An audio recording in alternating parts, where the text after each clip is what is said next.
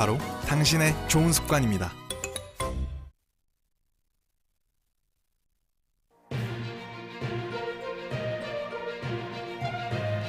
여야가 제21대 국회 후반기 원구성에 합의하면서 전반기 국회가 마무리된 지 54일 만에 국회를 정상화했습니다.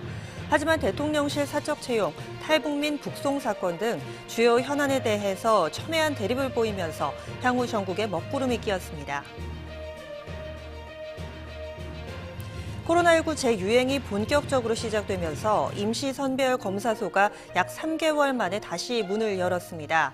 서울 지역에서는 도봉구청, 노원구민의 전당 등 5곳의 임시선별검사소가 지난 22일 오후 1시부터 가동에 들어갔습니다. 예년보다 빨라진 추석 연휴로 인해 올해는 추석 선물 예약이 앞당겨졌습니다. 고물가 시대라는 점을 감안해 유통업계에서는 추석 선물을 5만 원 이하의 가성비 제품과 실속 세트로 명절을 준비하고 있습니다.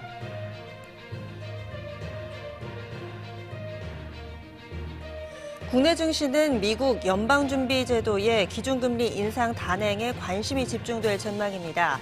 시장은 현재 자이언트 스텝을 예상하면서도 100bp 인상을 의미하는 울트라 스텝 가능성을 배제할 수 없다는 분위기입니다.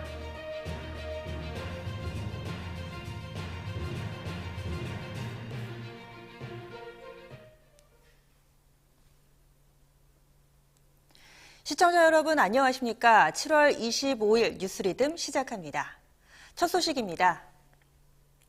국회가 54일 만에 가까스로 문을 열었지만 여야 입장이 첨예한 대립을 이루고 있는 곳이 많아 충돌이 예상됩니다. 장윤석 기자입니다.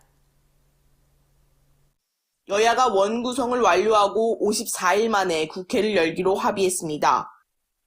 하지만 여전히 주요 현안에서 극한 대립을 보이고 있어 향후 험로가 예상됩니다. 박홍근 민주당 원내대표와 권성동 국민의힘 원내대표는 22일 김진표 국회의장 주재로 열린 회동에서 제21대 국회 원구성안에 합의했습니다. 상임위원회 위원장 배분은 여소야대 상황에서 여당인 국민의힘이 7곳, 야당인 민주당이 11곳을 가져가기로 합의했습니다. 경찰국 신설과 언론개혁 및 한상혁 방송통신위원장 임기 등을 두고 여야가 막판까지 치열한 기싸움을 했던 과방위와 행안위는 여야가 1년씩 번갈아가며 위원장을 맡기로 했습니다. 국회가 정상화됐지만 여전히 여야는 각종 현안에 극한 대립을 벌이고 있습니다. 우선 과방위의 경우 국민의힘이 공영방송이 민주노총에 장악됐다며 언론개혁을 주장하고 있는 반면 민주당은 윤석열 정부의 언론 장악으로 보고 거세게 반발하고 있습니다. 또 행안위는 윤석열 정부의 경찰국 신설로 여야 간의 대치가 이어지고 있습니다. 국민의힘은 경찰국 신설로 경찰에 대한 정부의 지휘 통제가 필요하다는 입장이지만 민주당은 경찰 장악 시도로 보고 반대하고 있습니다. 게다가 내주에 있을 대정부 질문에서는 탈북 어민 북송 사건, 대통령실 사적 채용 논란 등을 두고 여야가 첨예한 갈등을 보일 것으로 보입니다. 뉴스토마토 장윤서입니다. 서울역 광장에 코로나19 임시선별검사소가 다시 등장했습니다. 코로나 유행이 한풀 꺾이면서 사라졌던 임시선별검사소가 다시 속속 문을 열고 있습니다. 유민영 기자가 살펴봤습니다. 코로나19 재유행이 본격적으로 시작되면서 임시선별검사소가 약 3개월 만에 다시 문을 열었습니다. 22일 서울 서초구 고속터미널역 앞에 위치한 임시선별검사소는 다소 한산한 모습이었습니다. 문을 연 첫날이라 시민들이 잘 모르기도 하고 궂은 날씨가 지속된 탓으로 보입니다. 임시선별검사소 의료진에 따르면 이날 검사자는 비가 덜 내릴 때 기준으로 시간당 30명 안팎입니다.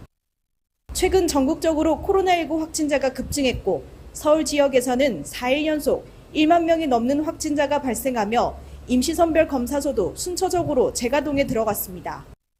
서울에서는 서초구 고속터미널 외에도 도봉구청, 노원구민의 전당, 관악 낙성대공원, 강동 암사역사공원 등 5곳에서 임시선별검사소를 가동하기 시작했습니다. 이날 중구 서울역 광장 앞에서도 임시선별검사소 설치가 한창이었습니다. 전국에 방문객이 몰리는 만큼 빠른 시일 내 검사 수요를 감당하기 위해서입니다. 나머지 자치구도 조만간 순차적으로 임시선별검사소를 열 계획입니다. 확산 추이에 따라 서울광장에도 재설치가 논의될 예정입니다. 임시선별검사소는 평일과 일요일 오후 1시부터 9시까지, 보건소 선별진료소는 평일과 토요일 오전 9시부터 오후 6시까지 PCR 검사를 진행할 계획입니다. 뉴스토마토 윤민영입니다. 대형 마트들이 일제히 추석 마케팅에 돌입했습니다. 고물가 시대가 도래한 만큼 업체들은 가성비 제품을 대폭 늘려 추석 대목 잡기에 나선 모습입니다. 김한희 기자입니다. 올 추석은 9월 10일로 예년보다 빠릅니다. 이에 추석 선물 예약이 전보다 더 빨라졌습니다. 여기에 고물가 시대라는 점을 감안해 올해 추석 선물은 5만 원 이하의 가성비와 실속 세트가 줄을 이룰 것으로 보입니다. 대형마트들은 다음 달 말까지 추석 선물 사전 예약 판매에 돌입했습니다. 전체 선물 세트의 절반이 사전 예약 기간에 팔리는 점을 감안해 카드 할인과 상품권 증정, 덤 혜택 등 다양한 프로모션을 내세웠습니다. 올해 선물 세트의 특징은 가성비와 실속입니다. 고물가 시대 여파에 따라 5만 원 미만의 선물을 작년보다 크게 늘리고 1, 2만 원대와 3만 원대의 실속 저렴한 상품을 다양화합니다. 이는 최근 이어지고 있는 고물가 때문입니다. 지난달 소비자 물가는 1년 전보다 6% 상승했는데 외환위기 때인 1998년 이후 24년 만에 최고입니다. 가격뿐 아니라 특화 상품도 있습니다. 골프공 이색 상품이나 캠핑족을 위한 세트 메뉴 등 차별화 선물도 눈에 띕니다. 유통업계는 미리 구매할수록 할인율이 더 커지는 만큼 사전 예약 기간을 놓치지 말고 할인과 다양한 혜택을 받는 게 중요하다고 강조합니다. 뉴스토마토 김한입니다. 지난주 비교적 양호한 움직임을 나타낸 코스피가 반등세를 이어갈 수 있을지 시장의 관심이 모아지고 있습니다. 증시 전문가들은 이번 주 우리 증시가 미국의 연방공개시장위원회 FOMC 회의를 앞두고서 인플레이션 피크아웃, 긴축 강도 완화 기대감 등의 영향을 받을 것으로 내다봤습니다. 신송희 기자입니다. 이번 주 국내 증시는 미국 연방준비제도의 통화정책회의에 따라 변동성이 확대될 전망입니다.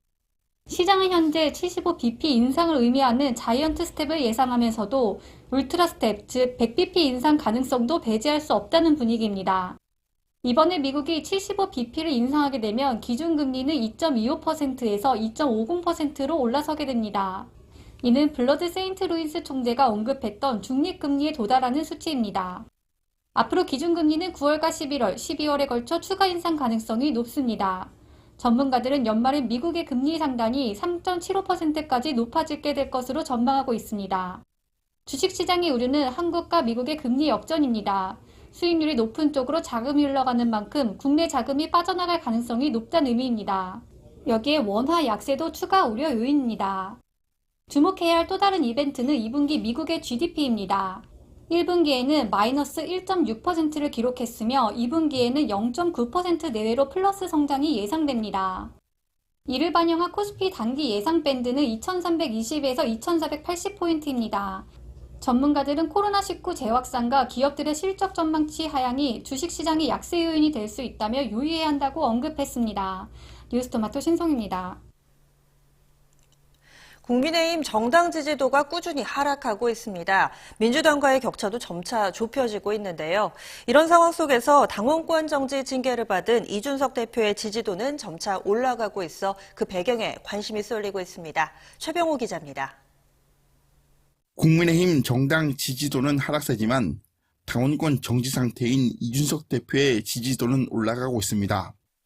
지난 22일 뉴스토마토와 미디어토마토가 실시한 선거 및 사회 현안 45차 정기 여론조사를 보면 정당 지지도는 민주당 49.5%, 국민의힘 32.4%입니다.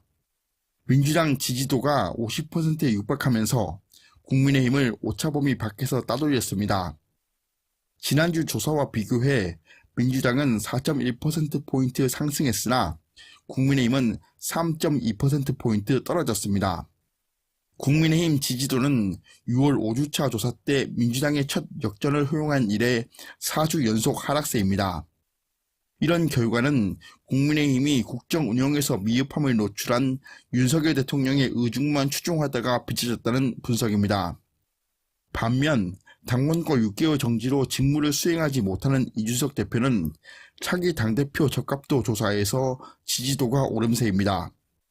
이 대표는 자신의 당원권 정지를 전화위복으로 활용하고 있습니다.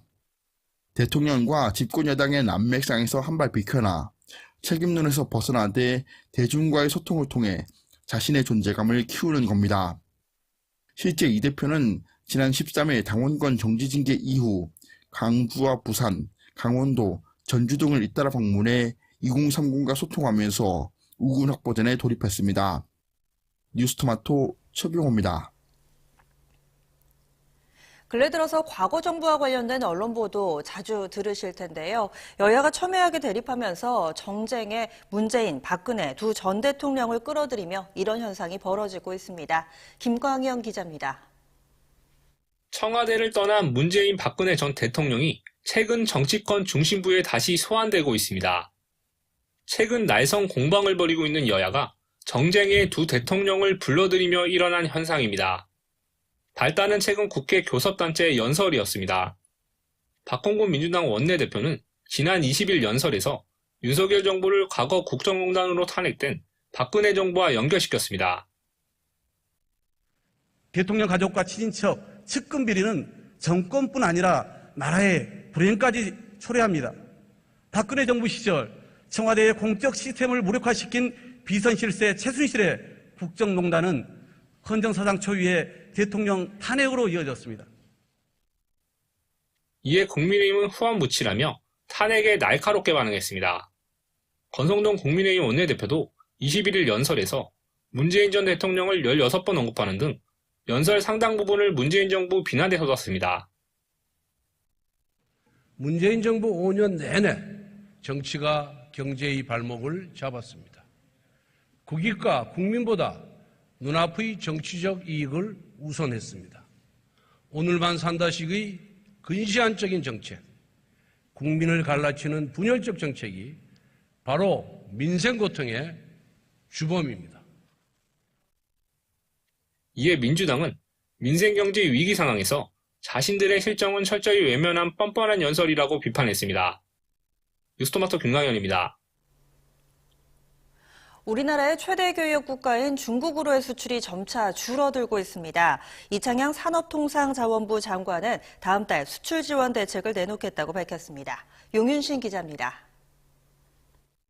대중국 수출이 둔화하면서 수출 전선의 경고등이 켜지고 있습니다. 코로나 재확산 등 예상하지 못했던 변수로 충격을 받은 중국 경제의 하방 압력과 봉쇄 후 후폭풍이 수출 전선에 타격을 주고 있기 때문입니다.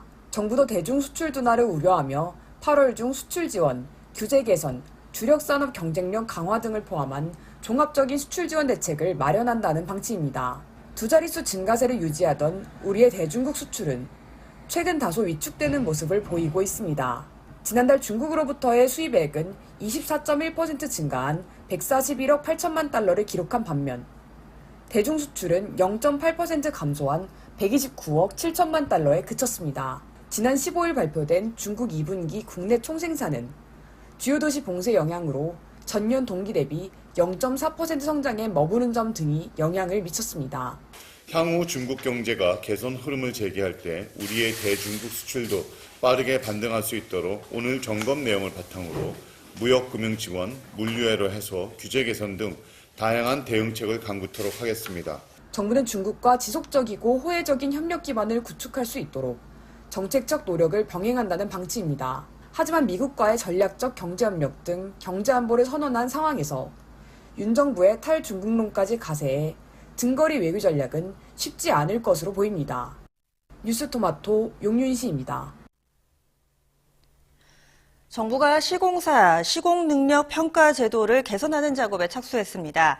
현재 제도는 시공시설과 경영 상태 등 평가 항목을 단순히 가감하는 방식이어서 정확한 정보 제공에 한계가 있다는 판단에서입니다. 김현진 기자입니다.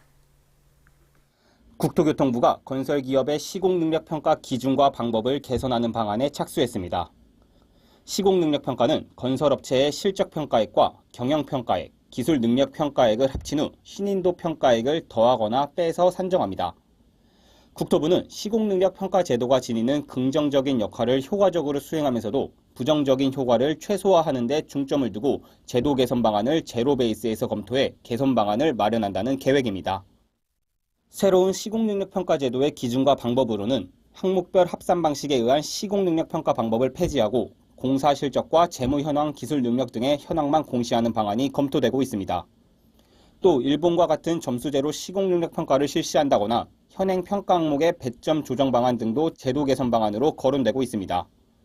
다만 시공능력 평가 제도가 단순히 정보 제공에 그치는 것이 아니라 다양한 입찰 제도에도 활용되고 있어 제도 개선에 대해 우려하는 목소리도 나옵니다.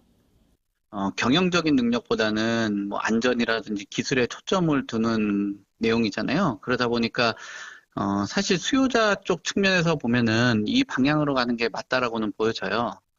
순위의 그 변화 때문에 건설사 안에서는 뭐 본인들이 그 준비를 했던 사업 활동에 대해서 약간의 뭐 영향을 받지 않을까. 건설업계에서도 시공능력 평가 제도에 대한 문제점이 거론되고 있는 만큼 이번 제도 개선이 어떤 방향으로 이루어질지 주목됩니다. 뉴스토마토 김현진입니다. 지난해 말부터 우리나라의 무역 수지는 적자 기조입니다. 구조적 대중국 무역 수지 흑자 행렬이 2개월째 멈췄기 때문인데요. 이에 국내 산업계에서는 탈중국 논의가 본격화되고 있습니다. 이에 따라 전자, 정유 같은 대중국 의존도가 높은 업계의 고민이 깊어지고 있습니다. 조재훈 기자입니다. 미중 무역 전쟁 발발 이후 국내 산업계에서도 탈중국 논의가 지속되고 있습니다. 최근 나온 대통령실 고위 관계자의 중국 외 대한시장 모색 발언 등을 미뤄보면 윤석열 정부의 정책 기조가 중국보다 미국으로 기울고 있는 분위기입니다. 다만 반도체 업종을 비롯해 전자, 정유 등의 분야에서는 대중국 의존도가 여전히 높은 수준으로 업계의 고민도 깊어지고 있습니다. 실제 중국 내 수입 시장에서는 한국의 비중이 감소하고 있는 것으로 조사됐습니다. 한국무역협회 국제무역통상연구원에 따르면 지난해 중국 수입시장 내 한국의 점유율은 8%로 2017년보다 1.9%포인트 떨어졌습니다. 전문가들은 여전히 중국에 대한 수출 비중이 압도적인 만큼 탈중국은 중장기적으로 이뤄져야 한다고 조언합니다.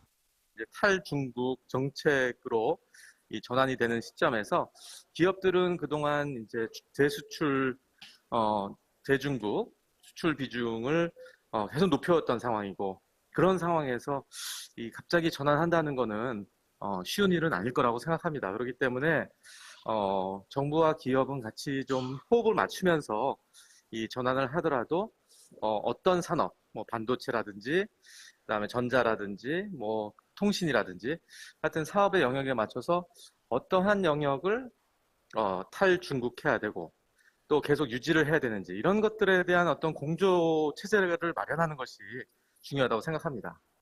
올해 상반기 우리나라의 대중국 수출액은 814억 달러로 전체 수출액의 23.2%를 차지하는 것으로 나타났습니다. 뉴스토마토 조재훈입니다. 정책금융기관이 코로나19로 피해를 본 자영업자와 소상공인들을 대상으로 2년간 총 41조 원대 규모의 맞춤형 정책자금 지원에 나섭니다. 도덕적 해이를 부추긴다는 지적도 나오고 있는데요. 박진아 기자가 보도합니다. 정부가 자영업자와 소상공인의 재기 지원을 위해 2년간 41조 2천억 원 규모의 정책자금을 공급하기로 했습니다. 금융위원회는 오늘 이 같은 내용을 담은 자영업자 소상공인 맞춤형 금융지원 방안을 발표했습니다.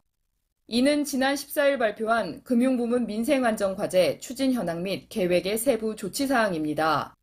앞서 정부는 자영업자와 소상공인의 금융애로를 완화하기 위해 30조 원 규모의 부실채권을 매입해 채무조정을 해주는 새출발 기금을 신설키로 했습니다. 또 오는 9월 자영업자와 소상공인의 만기 연장, 상환유예 조치가 만료되더라도 지원의 사각지대가 없도록 10월 이후 주거래 금융기관 책임관리를 추진하기로 했습니다. 9월 말에 종료 예정인 소상공인 만기 연장 상환유예 조치와 관련해서는 만기 연장 상환유예 조치가 만료되더라도 소상공인 지원의 사각지대가 없도록 촘촘한 보완 장치를 마련해 주겠습니다. 이번에 발표한 세부 방안에는 코로나19 특례 보증 등을 통해 2년간 41조 2천억 원 규모의 정책 자금을 공급하는 내용이 담겼습니다. 하지만 세금으로 빚을 줄여주는 것이 도덕적 해이를 부추기고 성실하게 원리금을 갚은 사람들을 역차별하는 조치라는 비판이 나오고 있습니다. 금융위는 개별 심사 및 운영 과정에서 도덕적 해이 문제를 최소화하겠다는 방침입니다. 뉴스토마토 박진아입니다. 더불어민주당 양기대 의원은 감염병 방역조치 손실로 소상공인에 대한 재정 지원을 담은 소상공인 보호 및 지원에 관한 법률 일부 개정 법률안을 발의했습니다. 코로나19 당시 인건비 등의 고정 비용을 상환 면제한 미국의 급여보호 프로그램 일명 PPP 법안을 모델로 해 한국형 PPP라고도 불리는데요. 이 제도에 대해서 이보라 기자가 자세히 알려드립니다. 소상공인 시장 진흥기금을 이용한 한국형 PPP 제도가 발의됐습니다. 25일 국회 등에 따르면 더불어민주당 양기대 의원이 최근 소상공인 보호 및 지원에 관한 법률 일부 개정 법률안을 대표 발의했습니다. 이 개정안에 따르면 코로나19 등 감염병에 따른 방역 조치로 영업에 큰 피해를 입은 소상공인이 소상공인 시장 진흥기금의 대출금을 받아 인건비, 임대료 지불 및 조세의 공과금 납부에 사용하면 대출금 상환 의무를 감면받을 수 있습니다. PPP란 미국이 코로나19로 피해를 본 기업을 지원하기 위해 도입한 급여 보장 프로그램입니다. 이번 개정안의 특징은 소상공인 시장 진흥공단이 운영하는 소상공인 시장 진흥기금을 이용한다는 것입니다. 소상공인 시장 진흥기금은 현행법에 따라 소상공인에게 대출을 제공하고 있습니다. 올해 예산은 47조에 달합니다. 이 개정안이 통과되면 방역 조치로 인해 영업에 피해를 입은 소상공인들이 임대료나 인건비를 지급했을 경우 대출금 상환 의무를 감면할 수 있는 법적인 근거가 됩니다. 코로나19 같은 특수 상황에서 정부의 방역 조치로 피해를 입은 소상공인이 소상공인 시장 진흥기금 대출을 통해 고정비를 감면받을 수 있는 한국형 PPP가 국회 문턱을 넘어 소상공인의 사회 안전망으로 자리 잡을 수 있을지 관심이 모아지고 있습니다. 뉴스토마토 이보라입니다. 가정에 문제가 있거나 학업 수행, 사회 적응에 어려움을 겪는 청소년들을 효과적으로 지원하기 위한 공개 토론회가 열렸습니다. 김지영 기자가 다녀왔습니다. 가정에 문제가 있거나 사회 적응에 어려움을 겪는 위기 청소년을 효과적으로 지원하기 위해선 정부 부처 간 협업이 중요하다는 의견이 교육부 공개 토론회를 통해 제기됐습니다. 위기 청소년 지원 정책의 경우 교육부, 보건복지부, 여성가족부 등이 그동안 각각 시행해 왔습니다. 다만 비슷한 사업을 하는 경우가 많아 중복이나 누락이 많다는 지적이 계속해서 제기돼 왔습니다. 전문가들은 이에 따라 부처 간 협업을 통해 통합 지원 시스템을 구축해야 한다고 주장해 왔습니다. 각 기관이 협업을 통해 정보를 공유하고 통합 시스템도 마련해야 한다는 의견이 나왔습니다. 여가부와 복지부의 연계뿐만이 아니라 교육부와 법원, 경찰에 있어서의 위기 아동 청소년 정보가 종합적으로 관리되고 확장되는 시스템들이 필요하고요. 효과적인 통합 지원을 위해선 아동과 청소년 지원 정책을 따로 볼 것이 아니라 함께 봐야 한다는 지적도 제기됐습니다. 아동계와 청소년계가 여전히 협력이 잘 안 될 때도 있는 것 같아요. 합쳐지면 불안한 거 아니야? 이렇게 생각하시는 분들이 많은 것 같아요. 정 교수는 통합적인 지원을 위해 아동 청소년 정책을 전면적으로 재설계해야 한다며 이를 위해선 아동과 청소년을 다루는 부처 간 연대와 협력이 필수라고 강조했습니다. 뉴스토마토 김지영입니다. 코로나19 재유행과 고물가, 고유가로 민생의 시름은 점차 깊어지고 있습니다. 그런데 자리 싸움에만 눈먼 경기도 의회가 사람들의 눈살을 찌푸리게 하고 있는데요. 민생은 외면한 채 한 달 가까이 개원조차 하지 않고 있기 때문입니다. 박한솔 기자가 전해드립니다. 경기도의회 여야의 자리 싸움이 이어지면서 원 구성 공백이 장기화되고 있습니다. 전반기 의장 선출 등 민주당과 국민의힘의 협상이 연일 불발되면서 지난 12일에 이어 19일 예정된 본회의도 열지 못했습니다. 78대 78 동수라는 초유의 상황에 양당은 의장 선출부터 경제부지사 지명, 상임위원장 분배와 산하기관장 선출까지 갈등의 골이 깊어지고 있습니다. 물가 상승으로 경제 위기가 깊어지자 도는 민생경제 회복을 위해 추가 경정 예산안을 도의회에 제출했지만 이를 접수하고 회부할 수 있는 의장석이 비어 있어 무용지물인 상황입니다. 민주당은 전후반기 의장을 여야가 번갈아 하자고 주장하고 있지만 국민의힘은 원칙대로 투표로 결정하자고 반박하고 있습니다. 또 민주당은 10대 의회보다 의석수가 늘어난 만큼 상임위를 신설하고 예결위를 이원화하자고 주장하지만 국민의힘은 인력 확보 방안이 부족하다는 이유로 반대하고 있습니다. 여야 갈등이 장기화됨에 따라 피해는 도민들에게 돌아가고 있습니다. 의사 일정이 올스톱돼 추경이 불투명한 데다 오는 25일까지 원구성이 안 될 경우 9월 회기까지 경제적 위기를 도민이 감수해야 하기 때문입니다. 이에 경기도 상인연합회와 경기도 소상공인연합회 회원들은 22일 기자회견을 열고 경기도의회는 더 이상 고통에 신음하는 민생을 외면하지 말라며 조속한 개원을 촉구했습니다. 서로 양보와 타협의 정신을 발휘하여 고인 매듭을 하루속히 풀어 정상적이고 모범적인 경기도의회가 되어주길 진심으로 요청하는 바이다. 이에 국민의힘은 도민을 위해 하루속히 개원할 수 있도록 노력하겠다 입장을 전했고 민주당은 의회 정상화가 안 된 부분에 변명의 여지가 없다며 빨리 결정하도록 하겠다고 밝혔습니다. 협치를 강조하며 시작한 민선 8기 경기도지만 도의회의 갈등으로 불협치라는 오명을 쓰고 있습니다. 도민들을 위한 도의회의 결단이 필요해 보입니다. 뉴스토마토 박한솔입니다. 증시 부진이 길어지고 있는 가운데 채권 투자로 자금이 쏠리고 있습니다. 증권사들도 앞다퉈 관련 상품을 선보이고 있습니다. 우현수 기자가 정리했습니다.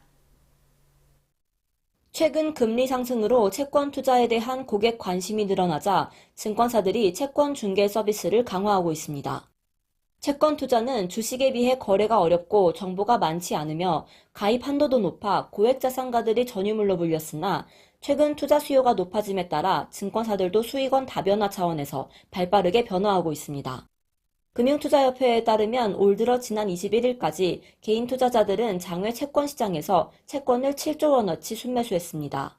지난해 같은 기간의 2배 이상입니다. 최근 시장금리 상승으로 채권 기대 수익률이 높아지면서 개인들이 주린이에서 채린이로 변모하고 있는 것으로 풀이됩니다. 주식시장의 기대 수익률이 굉장히 낮아지다 보니 주식시장에서 수익을 못 보고 재미를 못 보는 투자자분들이 보다 안정적이고 안정적인 수익을 낼 수 있는 채권 시장으로 이동하는 것으로 보고 있고요. 최근 삼성증권은 연 4%대 특판 채권 300억 원어치를 모바일 앱을 통해 판매해 27분 만에 완판을 기록했습니다. 업계에선 최소 가입 금액 없이 앱으로 개인 투자자를 대상으로 흥행을 이끌어낸 점에서 의미가 있다고 평가하고 있습니다. 또한 미국, 브라질 국채 등 외화 채권뿐 아니라 NH투자증권은 아마존과 애플 등 미국 회사채 중개로까지 온라인 중개 업무를 확장했습니다. 금융투자업계에선 채권 중개가 줄어든 주식 거래 대금을 보완해 증권사들의 새로운 수익원으로 자리 잡을 수 있을지 기대감도 나오고 있습니다. 뉴스토마토 우연수입니다. 티웨이항공이 객실 승무원과 정비사 등 100여 명을 신규 채용합니다. 코로나19로 침체된 항공업계에서는 오랜만에 나온 대규모 채용 소식에 의아하다는 반응인데요. 그 내막을 오세훈 기자가 알아봤습니다. 티웨이항공이 코로나19 사태 이후 국내 항공사로는 처음으로 객실 승무원 신규 채용에 나서 그 배경에 관심이 모아집니다. 24일 항공업계에 따르면 티웨이항공은 지난 21일 자사 홈페이지에 정규직 채용 전환용으로 객실 승무원 인턴을 모집한다는 공고를 올렸습니다. 티웨이항공은 객실 승무원 직군 이외에도 정비, 안전관리자, 디지털 정비와 같은 일반 직군에서도 신입과 경력직을 채용합니다. 승무원을 포함한 이번 채용은 세 자릿수가 될 전망입니다. 국내 항공사에서 항공업계 종사자 규모가 제일 큰 대한항공을 포함해 부채 비율이 높은 아시아나항공 등 대형 항공사들의 연내 객실 승무원 채용 계획은 없습니다. 제주항공과 에어서울도 휴직 인원이 여전해 올해 안으로 신규 채용은 사실상 불가능합니다. 티웨이 항공이 신규 채용에 나설 수 있는 건 장거리 노선 확대에 필요한 인력을 보강해야 하기 때문입니다. 올 상반기에만 대형 기종인 A330-300 세대를 확보한 티웨이 항공은 해당 기종을 싱가포르와 몽골 울란바타르에 취향하고 있는데 회사는 향후 호주 시드니와 동유럽에도 취향 목표를 갖고 있습니다. A330과 함께 맞이하게 될 티웨이 항공의 새로운 변화를 이끌어갈 인재 영입을 위해 대규모 신규 채용을 실시합니다. 승객의 안전을 책임지게 될 예비 승무원들과 능력 있는 인재분들의 많은 지원을 바랍니다. 제주항공과 LCC 1위 자리를 놓고 경쟁하는 티웨이 항공이 LCC 1위 도약은 물론 통합 LCC를 위협할 수 있는 경쟁력을 갖출지 관심이 모아집니다. 뉴스토마토 오세은입니다. 7월 25일 뉴스리듬 준비한 소식은 여기까지입니다. 시청해주신 여러분 고맙습니다.